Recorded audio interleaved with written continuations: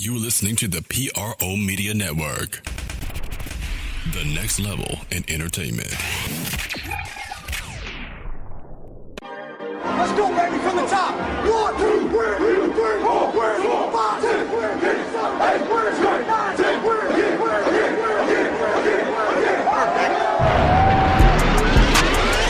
Hello, New Orleans. You're listening to the Sport Coma, your number one podcast on everything Saints and a lot more. And now, here's your host, Big Q and the guys. Welcome. You're now rocking with the Sports Coma, Big Q and the guys.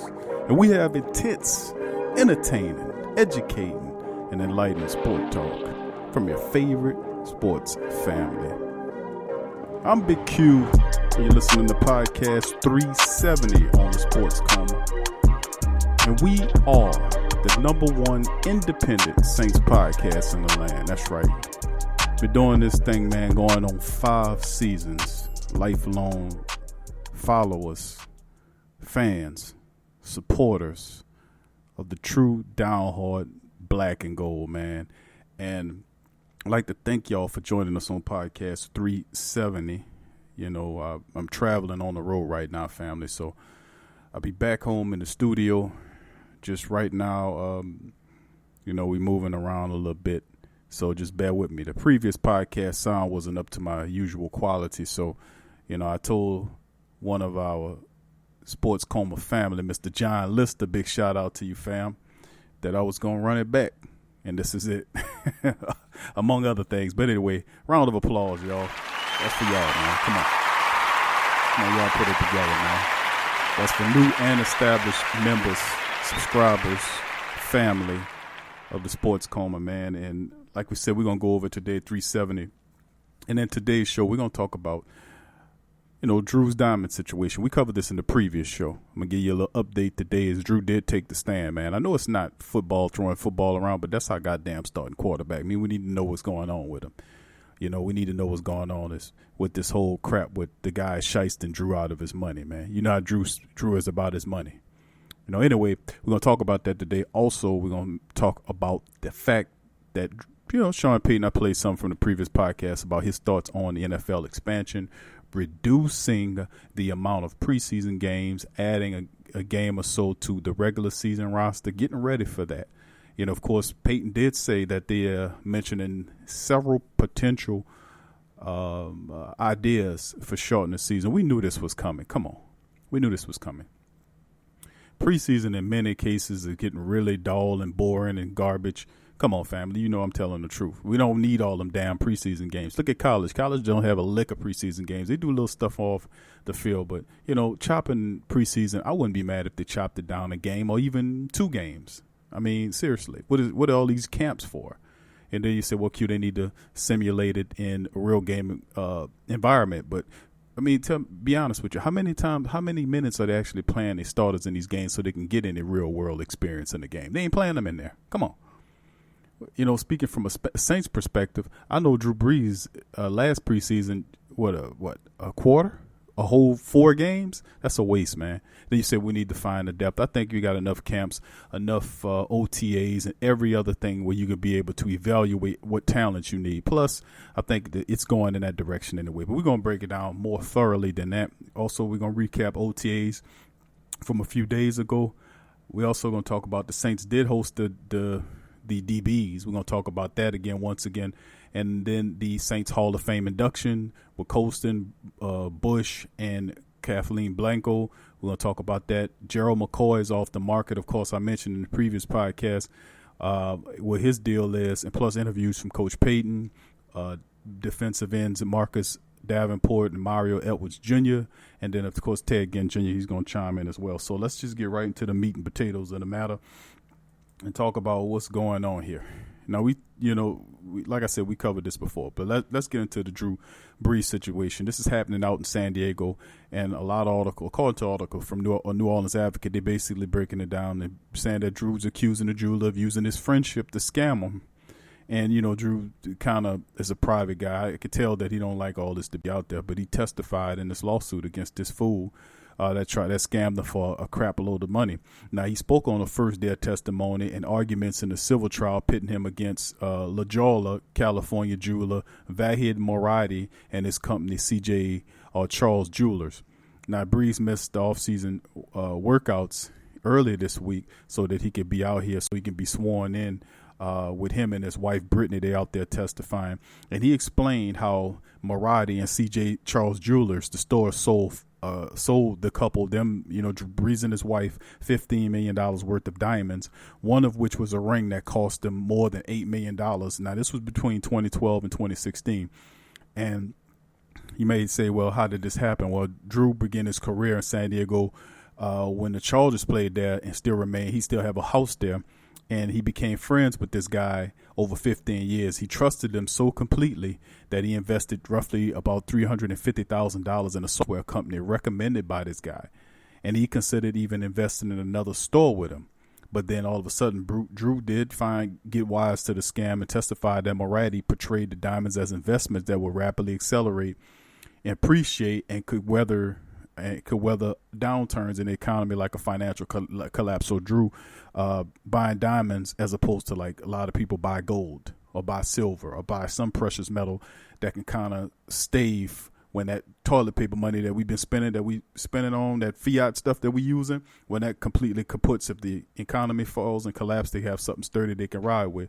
Now, he testified and portrayed that the diamonds were what they were. Moradi said there's a new asset class that is being created with these things, and a clip from the news broadcast showed it's a great place to put your money. Now, the trouble that started with the appraisers in 2017, he told Brees and his wife that they had paid roughly $7 million more for the collection. Well, an appraiser did. He appraised the diamond and said, man, this ain't worth with that. You paying $7 million more for this collection than it's actually worth. The appraiser estimated that the $8 million ring was roughly half of that. So the man sold him an $8 million ring that was only worth $4 million. So Brees suits claims that Moradi admitted to substantially marking up the diamonds, saying that the prices were what he believed they could be sold for in several years. But the Breeses rejected the explanation and cut ties with Moradi when they accused him of pocketing $244,000. This is big money here, man. This dude playing with. Then he sued Moradi and his company in 2018, citing fraud and a breach of contract. Now, Moradi maintained his innocence throughout the dispute, arguing it was actually the appraiser, Eldo Danelli, who defrauded Drew and Brittany. Also Moradi alleges that Danelli advised the Breezes to sell their diamonds at bargain prices to a dealer with whom Danelli was in business. The employer afforded Danelli an associate a great deal at the Breezes' expense, claims Moradi. So Moradi's pointing the finger at Danelli is pointing the finger at Moradi, and Drew and Brittany's pointing the finger at Moradi. So this is going to get worked out one way or the other. The only thing you can do is get another appraiser to come in and appraise the diamonds, and more than likely the appraiser going to say the same thing Danelli's saying. So lo and behold, this is what's going on right now. Both camps have discussed possibly setting the case on Monday, but didn't strike an agreement, lead to a jury selection in the start of the trial. Now, Brittany Brees sat at the plaintiff's table with her husband. The trial is expected to continue through this week. Now, Drew averages about $25 million a season, but still in all, man, paper's paper, and this is continually going. Now, Brees' legals clash from Moradi. It's not the first time he claims someone scammed him. He settled a lawsuit in 2014, which he alleges former teammate Kevin Hauser. Y'all remember that one? Matter of fact, he was talked him into investing $160,000 in non-existent film tax credit scam that happened down here. And other Saints personalities that got scammed, like Sean Payton and Jeremy Shockey. That dude had big cojones to do that, but we're going to see what's going on with this whole matter. It's still it's going to be going down between the Breezes and too bad, man. That's just a big thing. So they're just showing you, man, that when you got all that money, man, you got to watch your ass, man. Pardon my French, because it's real sad how some of these people just see you as just a big plump goose. But anyway, let's kind of segue before we get back into any news. Let's go into the next topic. Let's get an interview going, guys. Let's play an interview from Coach Sean Payton, as Coach Payton is going to talk about some of the expansion stuff as well as some stuff as OTAs. Then we're going to give you that recap for the OTAs. Here go Coach Payton. I think he looks specifically. Thought he looked good today. Thought he had good practice. He's doing well. I think it's his second year in what we're doing, and you see it when he's getting through his progressions, getting in and out of the huddle, but he's doing well. Sean, yesterday Roger Goodell talked about shortening the preseason.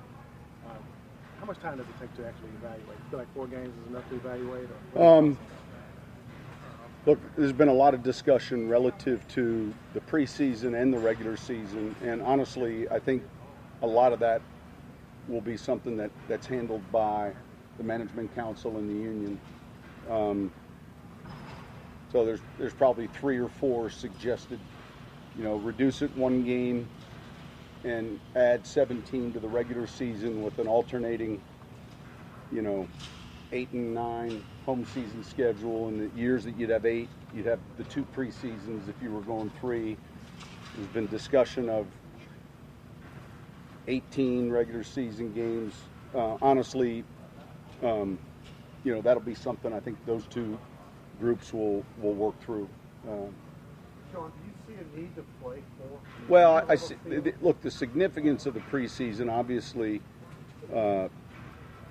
with the way the off season is or the spring is, it's. I know there's a lot of people that feel like, man, that 4th game, and yet, I know each season there's guys that we're making decisions on after that 4th game that are going to play more in that 4th game, and special teams that are going to play. They'll go through a lot of the different scenarios. How would you just assess your secondary just at this point through so far with everything going? Assess your secondary. Look, I think it's a group that, when I say a veteran group, some of those guys are young, but I think certainly we've got a returning group that have all played a lot of snaps, so I think they're doing well. Sean, I know you said that Grayson hasn't played a lot of football. He's kind of bounced around, got a lot to learn. But when you see that speed, does that kind of get your mind going? There's certain plays that do, and then there's other plays that you just realize, man, it's going to take a while. So I think the interesting and exciting element is his ability to run, and today you saw a couple of flash plays, but I still think, look, he's got an uphill battle, and one that he knows you have to work on some of the details of being a receiver. Now, can he stand out and be a special teams player? Well, then we've had guys that have done that maybe weren't as far along at their position, and so I think that's something we'll get to see more once we're in those situations. That's Coach Payton, man, talking about a bevy of different topics, all the way down from regular season expansion to the play of the secondary to some players on the special teams, kick return, punt return, something that the Saints really focused on this year, bringing in a great deal of talent. Deontay Thomas, you got Cyril Grayson, Marcus Shrells, who's more of a proven commodity. And this is done to alleviate Alvin Kamara from getting any more minutes on that side of the ball. Perhaps Ted Ginn Jr. will get over there. I wouldn't use Ted Ginn either, to be honest with you. If I got all these young guys that's coming in here and playing, some of these guys got to make the team at the wide receiver position as a kick return, punt return. I want some of these guys to get in. I don't want to use Ted Ginn. That's my second best wide receiver, for God's sake. As a kick return, punt return, he get hurt, then what you're relying on. Unproven commodities, We know about Traquan Smith. I like Key Kirkwood, to be honest with you. Seemed like he was ready-made for the whole deal. He came like he was a third-round pick in the NFL. But that's what I'm saying. I wouldn't touch none of these guys. But anyway, addressing with the regular season situation, y'all guys tell me. That'll be the Sports Coma question of the day. What do you prefer? Would you love to see an expanded regular season? And how would it look? Would it be 3 preseason, 2 preseason games? Y'all chime in, because y'all smarter than most of those clowns in these committees, man. I don't know what kind of dope they smoking. But anyway, let's move on to the next topic of discussion. Saints Hall of Famers, man. We knew for a while now that sooner or later we were going to see Reggie Bush and Marcus Colston initiated into the Saints Hall of Fame. Marcus Colston never made a Pro Bowl. To me, that's absolutely bonkers. But big ups to those guys, and we covered it on previous show in podcast 369. And I just got to give big shots out and credit to those guys, because Colston, as terrific as he was, one of the top wide receivers in many stats, number one in many stats across the board when it come down to any relevant wide receiver stat you could possibly imagine, Marcus Colston sitting at the head of the pack.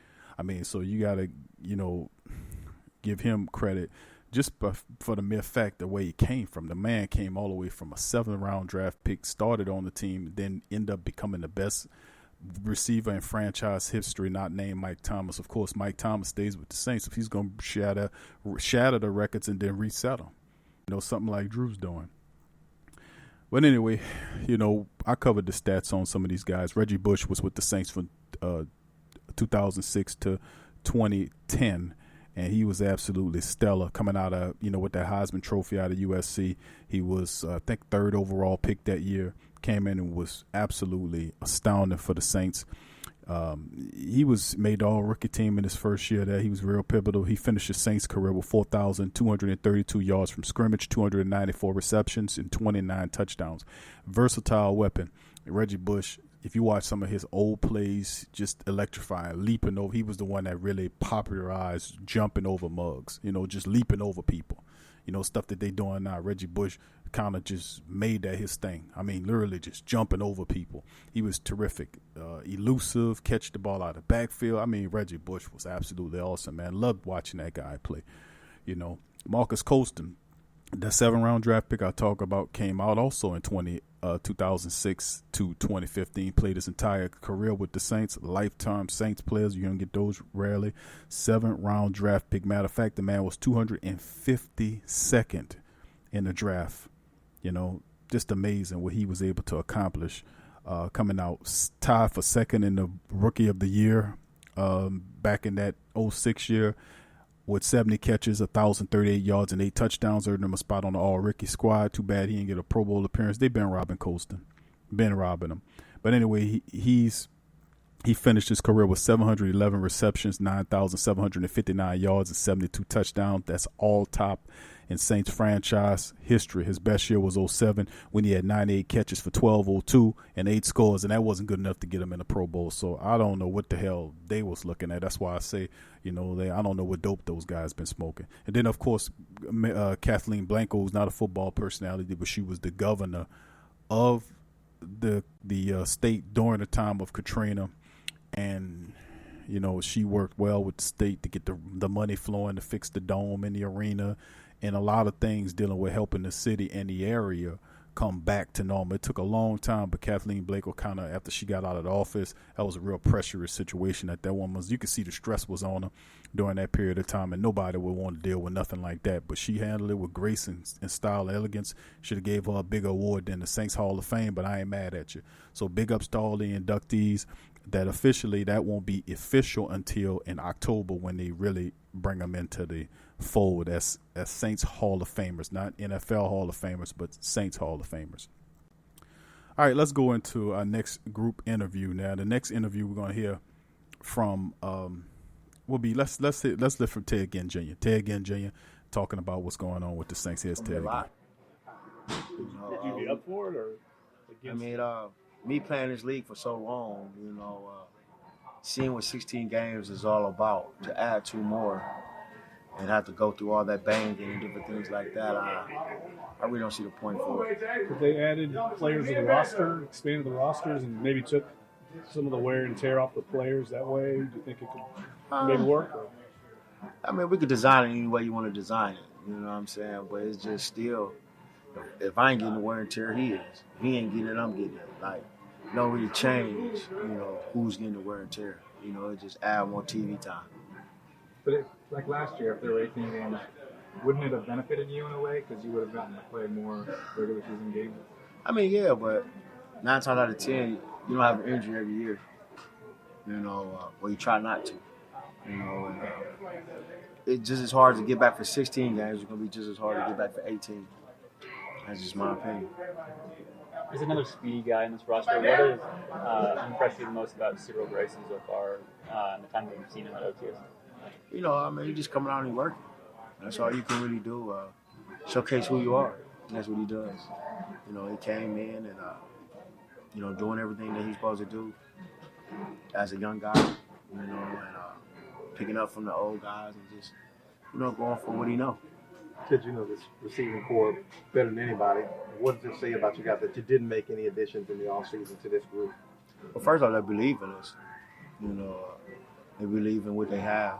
You know, as the OG in the room, as the difference maker as far as, you know, relating what the coaches want to the players and the players to the coaches. You know, I think that they have a stand-up guy at the head, you know, and just coming in and bringing these young guys along, still coming with Mike. He's still, you know, being who he is, you know, great guy, you know, can't guard me, Mike, you know, it's just a great tandem. That's Ted Ginn Jr. chiming in on his thoughts on expanded season. Of course, what do you think about some of the guys on the roster? All kind of stuff Ted Ginn dealing with. But to be perfectly honest with you, man, I mean, Ted Ginn doesn't like the. I don't get that part about it. You know, well, it's the wear and tear. Dude, you're an athlete. Need I remind you that you're making millions of dollars playing a children's game? I know you get wear and tear. Guys get wear and tear of going to work every day. Wear and tear is going to happen to you. I mean, I'm just trying to quantify it here because sometimes, you know, people, you know, they get to a level where they don't see the level underneath them. You know what I'm saying? And I'm not saying that anybody underneath them. I'm saying in terms of finances is concerned. Y'all raise your hands out there. Who would want to get paid millions of dollars to play football? You know, put that in the comment section. Say, yeah, me, raise your hand. You know what I'm saying? Say, me, Q, I would take it. Would you take wear and tear, a little wear and tear on your body for $1 million and you get $1 million treatment? I mean, you know, let's just quantify this for a second. But anyway, this is my process of thought dealing with a lot of things tied to the Saints wide receiver room. The wide receiver room, I still think Dez Bryant's play. I still think the Saints going to add somebody else. You know, that's just my thought. I think the Saints still going to add some freaking body. I'm going to be honest with you. Why wouldn't they not? I mean, a lot of stuff happened. I keep hearing stuff about Cyril Grayson. And, you know, big ups to Cyril Grayson. I like Cyril Grayson. But good grief, man. How you going to ask Ted Ginn Jr. about Cyril Grayson, man? Ted Ginn Jr. is like, okay, the guy just comes to work. What you want me to talk about? I'm probably faster than Cyril Grayson. What you tripping on? You ain't see me run? I'm still saying I'm the fastest guy in the room. Address that situation. You know, I don't know. Sometimes the media guys be kind of, you know, just kind of missing stuff. Anyway, let's go to the next article. Saints looking at improving the secondary. This is from the whodatdaily.com. Now, for all you Saints people out there, if you're looking for a website that deal strictly with the Saints, Pelicans, boxing, stuff like that, this is a website we partner with. It's called the whodatdaily.com. They have articles covering New Orleans Saints. If you lock them in, subscribe, whatever you got to do, follow them, whatever. But the Saints, they have an article that was posted by Arthur Rooks, who's one of the Saints contributors.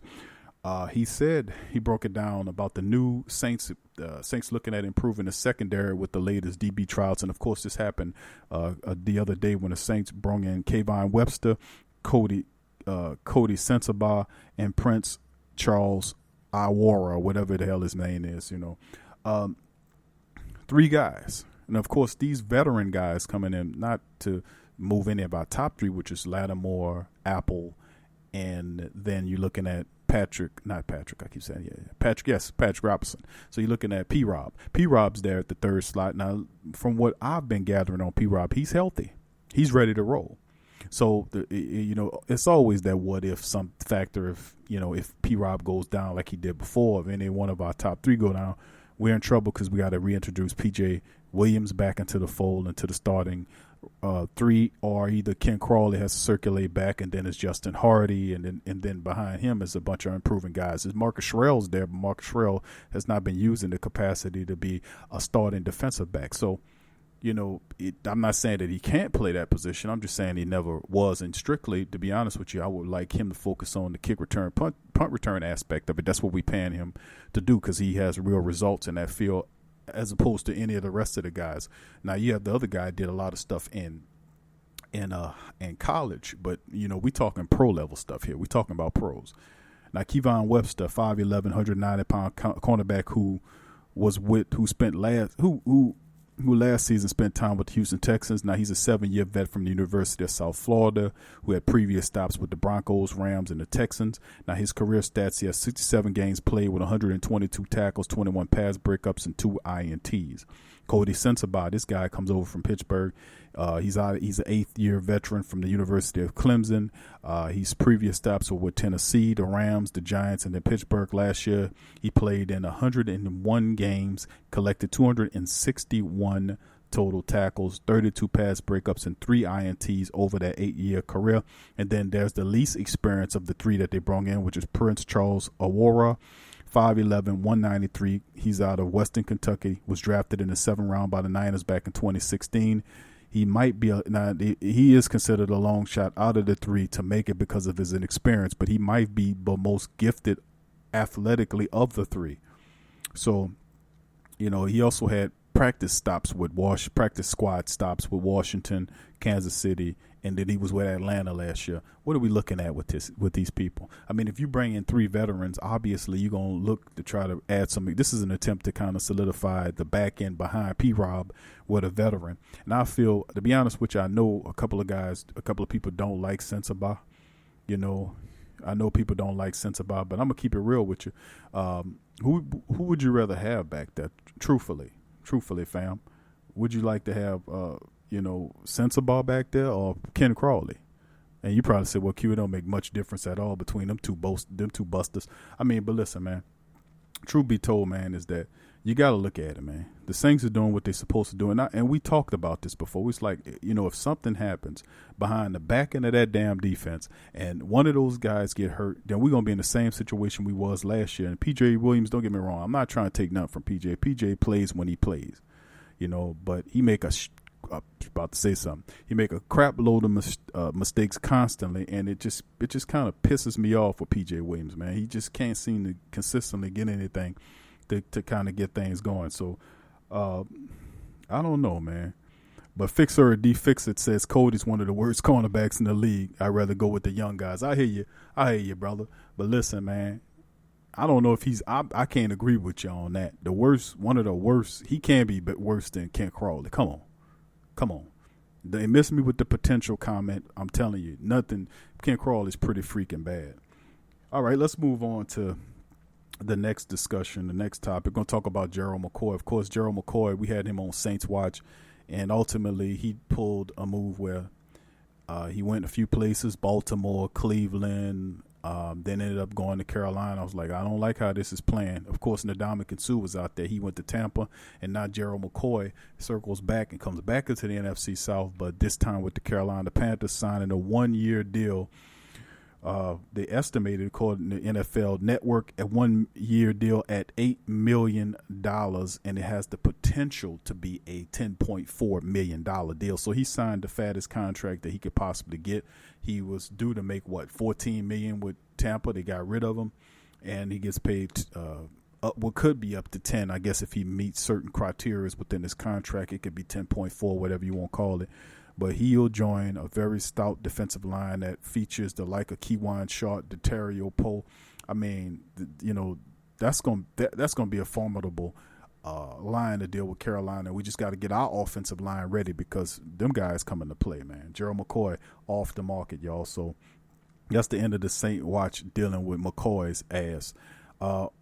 Quick talk before we go into the rest of it. Let's hit what Marcus Davenport had to say about his upcoming season. Marcus, back into the swing of it. We didn't know how much work you were going to get in these OTAs, but it seems like you're getting a little bit of it. Just how are you feeling right now? I'm feeling better. It's still an ongoing process, but I think we're taking steps in the right direction. When you look and see the additions you guys have made to this defensive line, how do you feel like these guys are going to fit in with what you offer and what Cam offers and what Sheldon brings?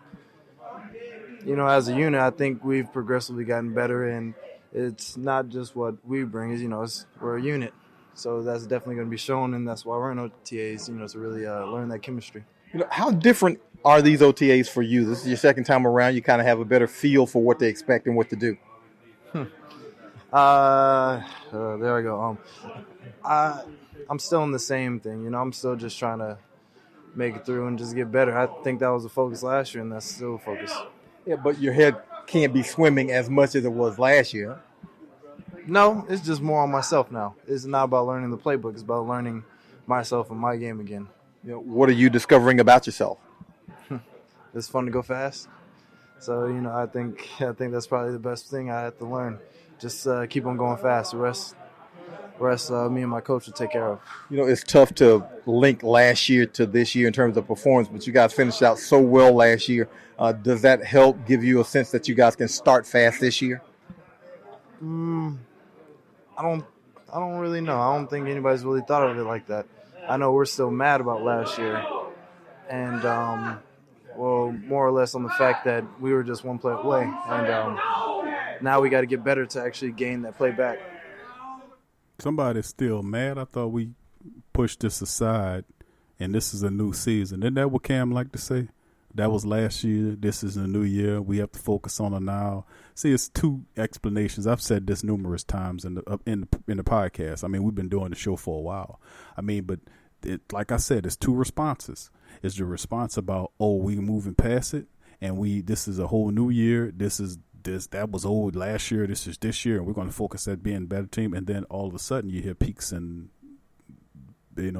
chinks in the armor. Different messages. We still pissed off about last year. Oh, really? You still pissed off about last year? Well, what are you going to do about it, Marcus Davenport? Are you going to stay healthy enough to contribute, perhaps get us at least 7 to 8 sacks this year, opposite of Cam? We know Cam going to give us 10 to 12 sacks. But I think Cam can do 14 sacks this year, y'all.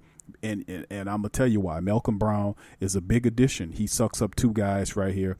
And he's going to free up somebody to cut up, whether it's Davenport or Cam. Cam's going to get in there. Cam always gets there. Matter of fact, it's Cam, I call him Captain, a.k.a. almost got him. Captain, a.k.a. almost got him, because Cam always back there. And he just a hand or finger away from getting the guy. He'll swipe at his jersey, grab his jersey, and as he's swinging around him, his hand will rip loose of the jersey. Cam always back there. This year, Cam is going to get those 14 sacks. And another guy, I got to give credit to Sean Payton, by the way, for shaving his head for a friend that is dealing with cancer. Big ups to Sean Payton. But Sean Payton then went out and got this man. We about to play Mr. Mario Edwards Jr., who should contribute on the defensive line. Here's his thoughts. Get chemistry with some of the guys, so it's been going pretty good. What's it like to be a part of this defensive line with Cam, and when Sheldon comes back, the type of force you guys can be? It's really good. Working with Cam has been great, and can't wait to get Sheldon back as well. But just learning things from Coach Ryan and different moves and different things like that have been great. What was the big reason why you wanted to join this team? Big thing was just they kept it, no gray areas with me. They were straight up front with what I would be doing and what they needed me to do. And then just being able to come here and contribute with the great guys they already had was a big reason for me. Well, what's it like just to be back close to, Pastor Drew? It's great, man. I'm about an hour and a half away from home, so I can go see my brother, my grandmother, my niece, and things like that. So it's always good to be close to home. For fans who don't know you, what do you bring to the team? Sell yourself, I guess. Just somebody that's gonna go 110, man. Good run stopper, can play the pass, and just gonna go out there and give it everything I got to contribute. You know what? And that's Mario Edwards, and he absolutely right. I've studied film on these new acquisitions of the Saints, but Mario Edwards' film kind of steps out for me, because even though you're dealing with a guy that's not the strongest man in the room, he's not the fastest man in the room, but you could tell one thing about Mario Edwards Jr., that he has a lot of heart. He's not the strongest Saint player. He's not the fastest Saint player, but the guy is going to give an all-out effort. He's going to give. He comes with intensity and effort, and you got a guy up there on the defensive line that has the same amount of intensity called Cam Jordan. He is the most intense you have on the defensive line, and he's just brimming with energy. Sheldon Rankin started to play at that level before his injury in the playoff game, and of course, you got a guy that's already that has a lot of heart and could match that intensity. I wonder if he can learn a trick or two from the defensive line coaches. We are pretty good defensive line coaches to kind of get him there. He's a tweener guy, in my opinion, a guy that's more of an interior guy than outside guy, even though the Saints love these type of players. They can move them around and play them high if they see fit. But he was a guy that kind of came in here and snuck in. I ain't going to say snuck in the door, but he's a guy that a lot of people are not talking about because of Malcolm Brown's addition, because of the other additions like Jared Cook. I mean, he kind of got thrown underneath, pushed to the back of the bus, so to speak, in terms of people talking about what kind of contributor this man will be. I mean, obviously, it could be very well said dealing with David Onyemata as the guy that's going to step in and fill in for Sheldon Rankins, but something special about Mario Edwards Jr. that he's going to bring to the team. So don't be surprised when you start seeing this guy ball now. I mean, seriously, because this guy, he can get plays against. He's going to be playing against a lot of second stringers coming off the bench. And the Saints can move him around and make plays. He can play the run really well, and he does have some speed to him, a little wiggle to him. He ain't a Marcus Davenport or Cam Jordan, but the man could play football. You understand what I'm saying? But anyway, let's go on to our final topic of the show. We're going to talk about the OTAs a couple of days ago. Of course, we know we just talked about Drew Brees missing that.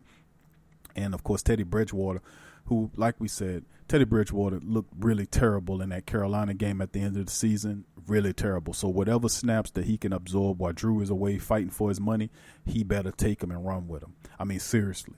He need to handle his business. If we're gonna pay you that kind of money, and well, truth be told, we don't want to see him anyway. We want Drew to stay healthy, and he just get free money, I guess.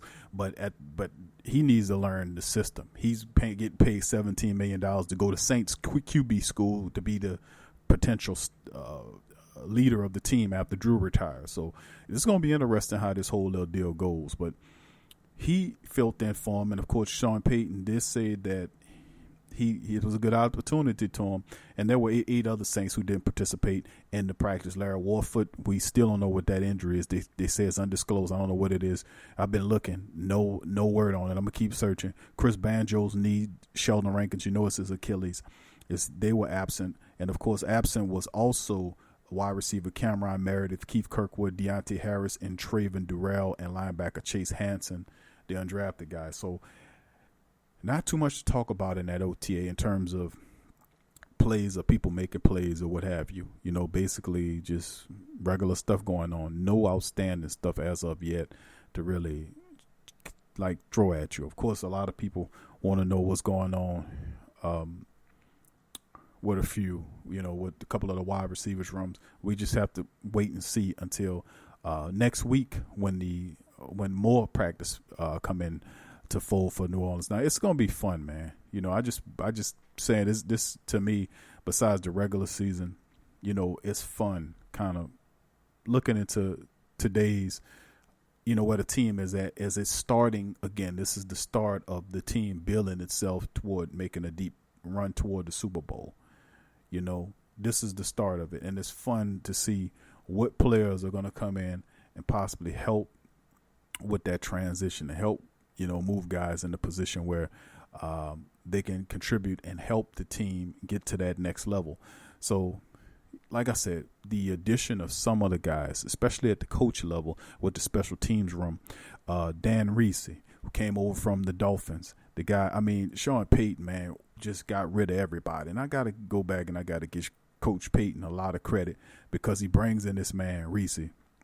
Like, a lot of people don't know who the special teams coordinator is until somebody misses a kick or botches a punt or what have you. Then he's gonna be looking stupid on the sideline when the camera focuses on him. But Reese is a guy that led for 8 years the Miami Dolphins special teams coordinator, unit that ranked first in the NFL with block punts, second with 20 total block kicks, and the 3 special teams players named for 4 Pro Bowls and 5 players. This guy has an excellent resume, man.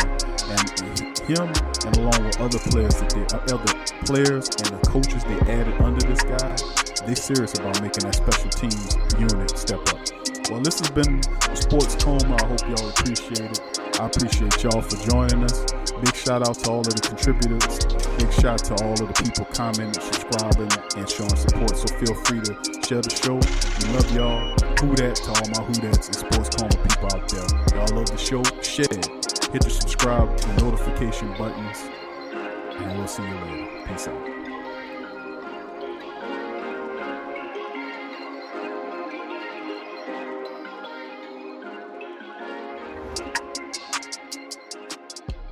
If you haven't heard the Sports Coma, this is what you're missing. Check out the Sports Coma with Big Q and the guys.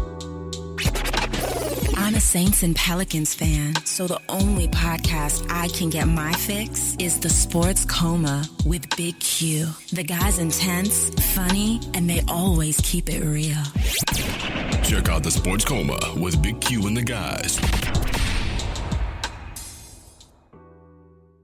Embrace Pet Insurance is more than just pet insurance. Embrace Pet Insurance promises to provide genuine support and certainty when your pet needs it the most. With personalized accident and illness policies, compassionate customer care, 24/7 access to veterinary professionals, flexible wellness plans, timely claims processing, and online customer portals, their values is what makes them Embrace. So, when selecting a pet insurance company as a partner in your pet's care, you deserve a company that has your pet's best interests at heart. Get top-rated and reviewed coverage for your pet today.